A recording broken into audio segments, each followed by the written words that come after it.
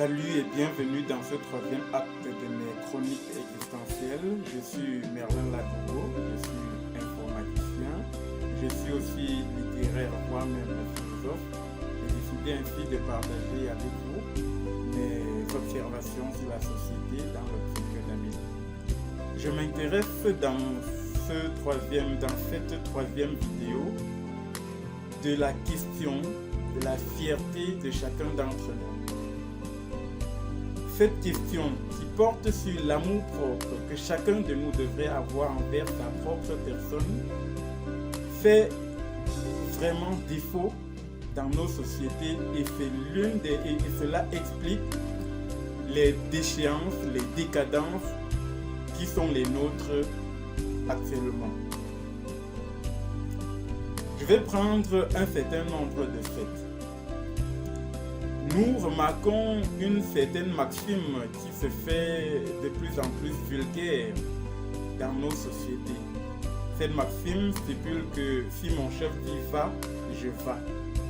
Une façon de dire qu'on exécuterait des autres comme quelqu'un qui ne réfléchit pas, comme un animal en quelque sorte. Je précise que mon intention n'est pas de dire que le respect de la hiérarchie en soi est une mauvaise chose. Mais je pense que la société elle-même a suffisamment codifié les canons dans le respect de sa hiérarchie dans le cadre du service. Et qu'il ne faudrait absolument pas transgresser sous quelque forme que ce soit. Mais il est question pour moi de dire qu'un être humain, à aucun moment, même sous le sacré-saint principe du respect de la hiérarchie, ne devrait s'abandonner de la sorte. Car cela serait un peu comme revenir à la taylorisation. Cette fois-là, encore que ce serait pire, la taylorisation de la société. Nous savons déjà les inconvénients de la taylorisation en matière de fabrication industrielle sur l'être humain. On connaît des gens qui, si par quelque moyen que ce soit, je devenais une personne de valeur dans la société avec une certaine position et les moyens qui vont avec, on verrait des gens s'auto-proclamer à Mondiovision des merlinistes ou encore des laboïstes. Cette façon de penser avec sa pince en laissant de loin son intellect, même si on est professeur, cela donne à réfléchir sur votre identité, qui vous êtes en réalité. Si à tout moment vous êtes capable d'abandonner votre identité, de renier votre culture, votre fierté, votre amour propre pour acquérir un bien, vous perdez quelque chose de plus grand que cela. Et nos sociétés africaines, nous Africains, nous souffrons énormément de cet état de choses. Nous avons sacralisé nos dirigeants. Et nous avons ainsi sacralisé des personnes qui, de façon inconsciente, se sont pris comme telles et se voient désormais comme étant des dieux devant nous. Or, il est évident que nous n'avons pas besoin de dieux pour nous diriger, mais des personnes éclairées, des personnes suffisamment intelligentes pour bâtir les sociétés dont nous rêvons tous. Encore que ces personnes, ces petits dieux que nous avons créés, lorsque le petit blanc se présente devant eux, ils deviennent tout doux et s'autoproclament eux-mêmes des écoliers, perdant ainsi leur propre amour propre.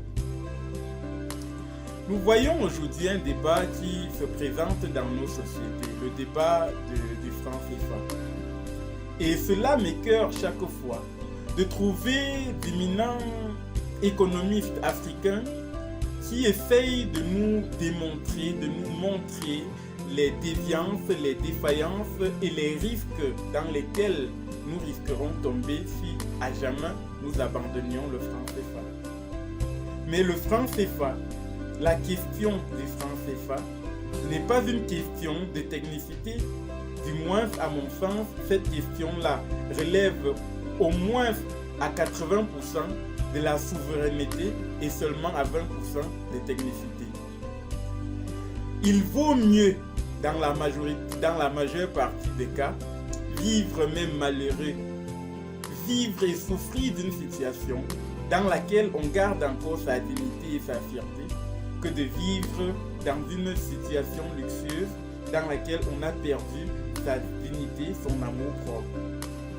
J'aimerais faire comme ça un coucou à La Fontaine dans sa fable concernant sur le chien et le loup. Pour ceux qui ont déjà lu cette fable, vous verrez que le loup a préféré continuer à souffrir de famine dans la forêt que de perdre un seul de ses poils pour bénéficier des avantages dont avait le chien. Ce dernier pouvait manger à sa sieste, prendre les restes des repas de ses maîtres, mais en contrepartie, il devait être attaché et cette corde qu'on lui faisait au cou lui faisait perdre des poils que le loup a refusé de supporter. Comment expliquer, comment voulons-nous évoluer et marquer notre présence dans le monde si nous continuons à nous effacer, à accepter des aides et à nous accepter comme étant ces gens-là qui ont toujours besoin d'aide dans ce monde? Les Africains, pour bâtir leur société, devraient apprendre à être fiers, à revendiquer leur personnalité, leur dignité à la face du monde. Ce sont des éléments qui, selon moi, sont importants, font en sorte que vous vous faites respecter et chaque fois que vous êtes respecté, vous méritez votre place dans la société et à partir de là, vous pouvez bâtir ce que vous désirez au plus profond de vous. Nous devons donc éviter de nous déclarer, de nous mettre dans certaines postures avilissantes qui font en sorte que notre vis-à-vis ne puisse nous respecter. Qu'est-ce qu'on peut attendre d'un homme qui se déclare créature d'un autre homme? Qu'est-ce qu'on peut attendre d'un économiste, fut-il grand économiste ou économiste de renom, qui pense que l'on devrait abandonner sa souveraineté monétaire parce qu'on craint d'entrer dans une zone de réflexion? Que penser d'un homme, fut-il professeur, qui, si moi j'avais la position sociale qu'il faut et le pouvoir qu'il faut, se déclarerait merliniste juste pour attendre de moi un certain bienfait? En matière de recherche d'emploi, par exemple, on reconnaît ce genre de personnes qui n'ont plus d'amour propre dans des déclarations du genre « Je suis prêt à faire tout ce que vous allez me proposer. Il suffit juste que vous me preniez. Je suis prêt à tout. » De telles déclarations venant d'un être humain normal démontrent qu'il est stupidement incompétent et qu'il n'est prêt à rien offrir et qu'il n'est capable de rien offrir de bon ou d'utile pour sa société. Nous devons éviter au maximum de quitter ce genre de mentalité et d'être capables de nous affirmer en société ou surtout d'être au moins sûrs et certains que nous sommes capables d'une mesure du possible qui dénote tout simplement de notre propre potentiel intrinsèque. Si nous ne changeons pas ces mentalités pour évoluer, nos sociétés vont continuer de sombrer et de sombrer davantage dans un monde qui de plus en plus prend de l'évolution. Nous devons nous affirmer par le respect.